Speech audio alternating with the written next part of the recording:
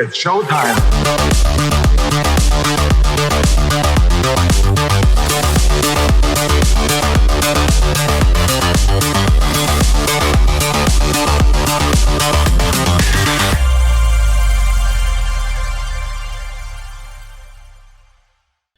All right, what's going on, you guys? Nick here with Nick Strength and Power. I've got a couple of interesting stories for you guys today. The first story that I've got for you guys today, Andrew jacked with a recent physique update, another physique update, I should say, which is significant when you again consider the fact that during the entirety of his Olympia prep, he didn't post anything.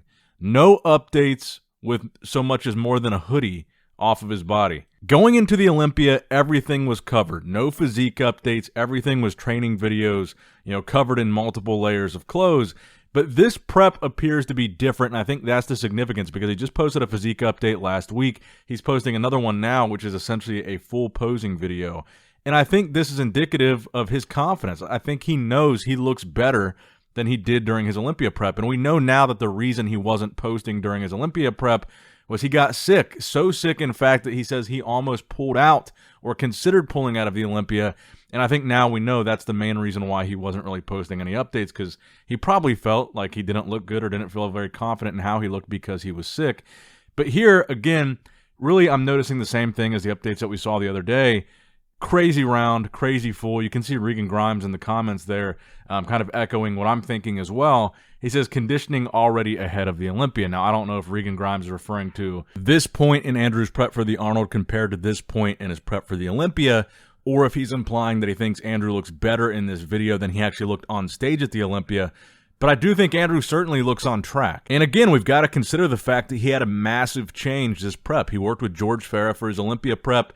This prep, he's working with Chris Aceto and Chris Psycho Lewis on the training aspects. And anytime you have a massive change like this, you've got to consider there's probably going to be a significant impact on how he looks on stage and his placing, because working with a different coach for a different prep, immediately after a different prep with a different coach, he's probably going to either look a lot better or a lot worse, but not the same, because he's doing something completely different with somebody completely different. So in one way or another, this is going to impact his placing, and the question is it going to be good or bad? And so far, I think it looks like it's going to be a good thing, just based on the confidence that Andrew seems to have. But let me know what you guys think in the comments below about Andrew Jack's shot at this Arnold Classic title. Is he in the conversation to win this thing? Now, along those same lines, another bodybuilder that's competing in the Arnold Classic coming up, Patrick Moore. This is a guy we haven't seen on stage for quite some time, and I'm excited to see him back on stage. Now, we haven't really gotten a comprehensive update from Patrick like we've seen from some of these bigger names, these top guys like Andrew Jack, Nick Walker. We've just gotten brief glimpses of Patrick's physique, the latest glimpse being today, just a few hours ago, where he says in the caption that this was 2.5 weeks of prep with Brian Troy and 20-plus years of work. He's coming to compete. And he's just kind of showing a view of his back. He's not hitting any, actual poses. And I do think his back looks a little improved from a density standpoint. He was criticized for the density in his back when he was actively competing. I think that's one of the things he was aiming to bring up. And it does look like he's done that to some extent, but I still haven't seen enough of his physique to really say how improved is Patrick really. Because when he took that time off, it was because he was having some placings that weren't that great. He wanted to put on some size and really improve for his comeback. Now, he does look like he's put on some size, and it does look like he's made some improvements. But to what extent, I can't really say. I think he's going to be more of a wild card than anything. I'm not going to predict him as one of the top guys. I'm not going to predict him as one of the bottom guys. To me, he's just been away for so long, and we haven't really seen much of his physique. It could really go either way for Patrick. So I think at this point, it's still kind of a mystery. I saw a lot of people saying on the last video where I talked about Patrick that they don't think he's going to be a factor at all and he's going to be completely outside of the conversation. I don't really agree with that. I don't think we've seen enough to make a judgment like that. I really don't think Patrick would be competing here unless he knew he was ready. He's been gone for so long. I think he wants his comeback to be a big one. He wants to make a statement. He wants to make an impact here. I don't think he's coming to be outside of the top 6. I'm sure that Patrick knows this is an important show. This is for him to show off the improvements he's made, and I expect to see those improvements on stage at the Arnold Classic in March. Make sure you buy your pay-per-view, code NSP10, to save a bunch of money. You can get it for $45 instead of $60 right now. Link in the description box below. But even more Arnold Classic news. Another guy that's very confident, similar to Andrew Jack, the most consistent guy I think, in terms of updates, frequent updates, Nick Walker, again, posting a complete comprehensive update at 4 weeks out, showing pretty much every angle of his physique. And speaking to that confidence, his caption on his post yesterday was, "I will be the last man standing." His caption on the post today saying, 4 weeks out, improvements are being made. And if you go through here, you get a side chest, you get a back double bicep, you get a most muscular, you get another most muscular, a front relaxed. And I don't think at this point I need to remind you guys why Nick Walker is the on-paper favorite to win this show. I think it's a bit redundant at this point. We know he's the top Olympia placer, third place in this lineup, even ahead of Ramy. We know he's one of the only other former Arnold Classic champions, next to William Bonac. Nick won in 2021. But I don't think those on-paper stats matter to Nick. I don't think he's going into this and leaning on his past. I really feel that Nick is going to look better than he looked at the Olympia. These updates, again, confirming that. He looks a lot tighter to me. His waist looks a lot tighter. His conditioning looks sharper. He just looks better to me. Yes, he doesn't look as big. Yes, he doesn't look as crazy fooling around as he did in some of the Olympia pictures. But he looks depleted. He looks conditioned. And that's really, I think, the biggest thing that Nick would be able to improve in the short window of time between the Olympia and now would be to come in tighter, to come in sharper. He's not going to come in much bigger in that short window of time. The improvements are going to be made on the conditioning level. And I don't think Nick is cocky or confident because he's leaning on those on-paper stats that we keep bringing up. I think he's cocky and confident because he knows he's going to be better than those on-paper stats. I really have a strong feeling Nick is going to blow away the previous version of his physique in this lineup. But I don't want to take away from the fact that this is a very dynamic lineup. I think anything could happen here. These 212 guys could be a lot more dangerous than people think. Sean and Kamal. Big Ramy could get some redemption here. He could look totally different than he looked at the Olympia for all we know. Andrew Jacked, William Bonac, Samson Dowda. There's so much that could happen here, but I'm really excited to see this version of Nick. Now, another guy doing this show that I think I actually want to give credit for this physique update, because this is one of the more impressive updates I've seen from Akim, because now you're actually starting to see more detail in this physique that we already know. Crazy size, pretty good structure for a big guy, and really good potential. Akim has been first call out at the Olympia when he did nail the conditioning, but I think he's been so inconsistent with the conditioning, a lot of people have completely ruled him out as being a potential factor in this Arnold lineup. But you look at this update, and while in the lower back you can see a little bit of detail, you don't really see much in the upper back yet, but you can start to see in the legs a lot of separation in the hamstrings now. Akim actually does look like he's starting to dial it in, particularly in the lower body.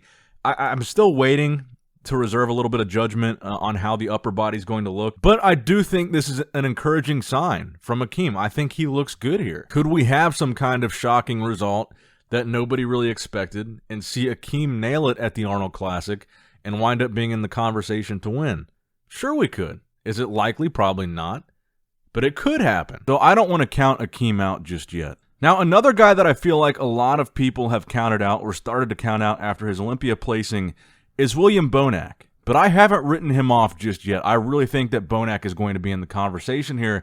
But in a recent interview on MD, Bonac discussed some health concerns going into the Arnold Classic and some changes that he's making to this prep. One of his quotes was, "So right now, like my whole prep that I'm doing, I'm not even taking orals. Yes, no orals, just to save myself and not to make it worse."